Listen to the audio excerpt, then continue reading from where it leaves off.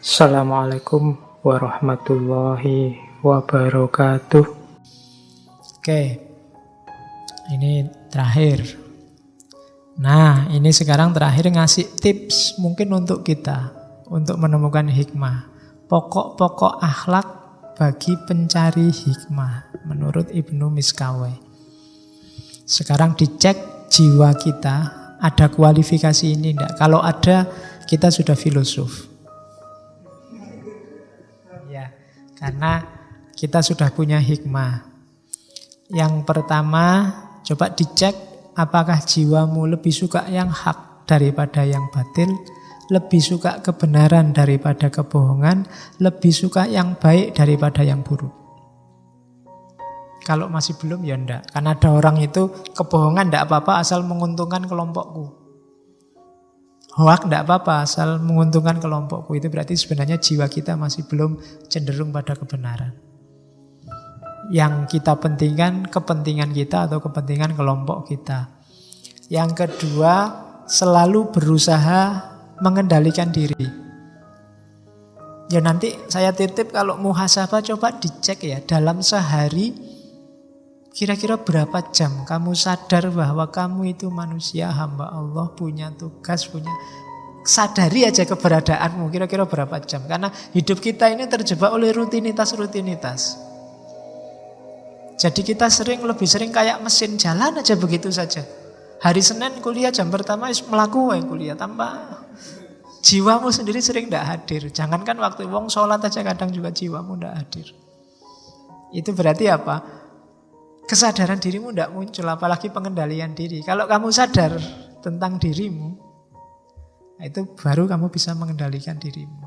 Yang nomor dua, kita berusaha mengendalikan diri. Syarat pertama berarti ya sadari diri dulu. Sering-sering kalau lagi ngapa-ngapain coba dicek. Oh iya ya, sekarang aku ada di sini ngasih ngaji, tadi di kampus. Aku ini sekarang posisinya sebagai yang ngasih wawasan, tapi apa ya pantas aku kayak gitu kan, kesadaran bahwa aku sekarang ada di sini. Kamu ngaji di situ mungkin ya sambil melayang kemana-mana pikiranmu. Tapi coba hadirkan dirimu. Menghadirkan diri sendiri itu tidak gampang juga. Tiap hari harus latihan. Nikmati hidupmu. Hidupmu itu tidak panjang. Tidak ada hadisnya Nabi, nggak ada orang hidup setelah ini 100 tahun setelah ini masih hidup juga. Berarti pendek hidup kita. Seringlah hadir dalam hidupmu sendiri. Karena kamu sering tidak hadir. Apalagi orang yang jatuh cinta, yang hadir pacarnya terus. Di sini itu isinya orang lain.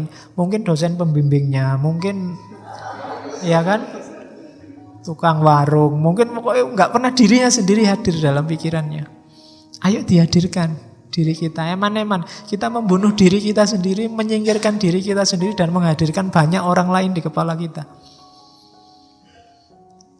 Nikmatilah hidupmu, hadirkan dirimu, baru bisa mengendalikan diri. Yang ketiga, berpegang teguh pada syariat.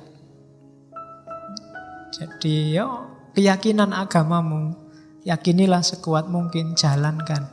Ini hubungannya sama kebahagiaan. Mana yang kamu anggap benar, jalankan itu. Fastabiqul khairat katanya Allah. Tidak usah kakean debat. Keyakinanmu akan kebenaran, jalankan. Pegang teguh itu. Terus menepati janji. Terus jangan mudah percaya pada orang lain.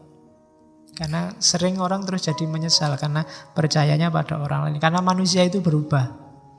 Mungkin bukan salah orang yang kamu percaya, tapi salah dirimu sendiri terlalu percaya. Itu sumber. Pencari hikmah itu selalu kritis, teliti. Suka pada keindahan. Sebenarnya ini otomatis alami. Orang waras pasti suka yang indah-indah. Ya, kecuali kamu agak aneh. Tapi secara normal orang meskipun definisi keindahan itu relatif, tapi orang pasti lebih suka yang indah.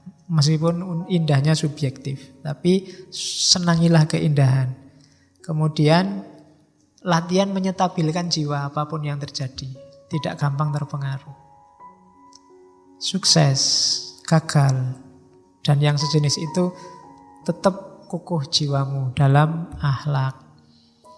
Terus latihan tidak mudah mengungkapkan sesuatu sebelum dipikir. Sebelum tahu kebenarannya yang sejati, jangan ngomong apapun, jangan menyebarkan apapun. Hari ini kan sering begitu. Pastikan dulu bahwa yang kamu sebarkan itu, yang kamu omongkan itu memang benar sesuai keyakinanmu. Bahwa ya kita bisa salah, tapi latihlah dirimu untuk tidak mengungkapkan sesuatu yang kamu sendiri juga tidak yakin benar. Atau kamu sudah tahu bahwa itu tidak benar. Biasanya karena alasan kepentingan-kepentingan sesaat. Berani dalam kebenaran itu pasti. Orang boleh penakut, pengecut dalam kejelekan. Takut Pak saya bohong itu bagus. Saya pengecut Pak kalau disuruh pacaran itu Pak misalnya. Tidak apa-apa. Tapi kalau dalam kebenaran harus berani. Terus mengisi sisa umur untuk hal-hal yang penting. Ini juga, kamu introspeksi lah. Dalam 24 jam hidupmu, kira-kira berapa jam yang serius dan penting? Berapa jam yang iseng? Berapa jam yang tidak ada gunanya sama sekali? Bisa dimulai dari hal paling kecil, HP-mu coba. Postinganmu hari ini, atau yang dikirim temanmu hari ini, coba dibaca. Berapa hal yang gawat darurat? Berapa hal yang penting luar biasa? Berapa hal yang kamu tidak baca juga tidak masalah? Berapa hal yang mending dia tidak usah ngirim daripada kamu nambah sumpek? Berapa hal yang... Loh, itu klasifikasi latihan.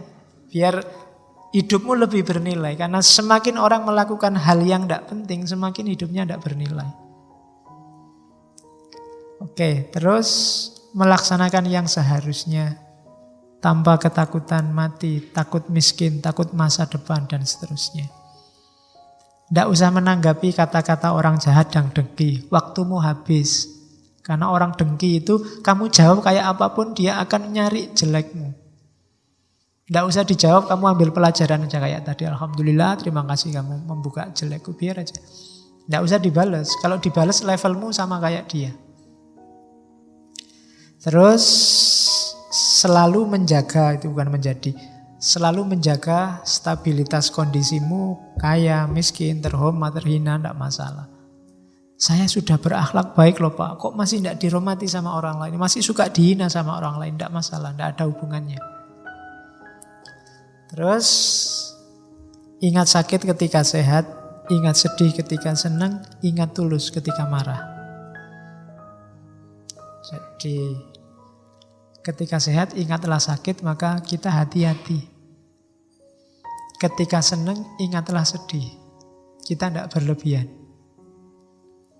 Dan ingatlah tulus ketika marah. Orang marah itu berarti ada sesuatu yang dia inginkan tidak terwujud. Orang yang begini biasanya tidak tulus.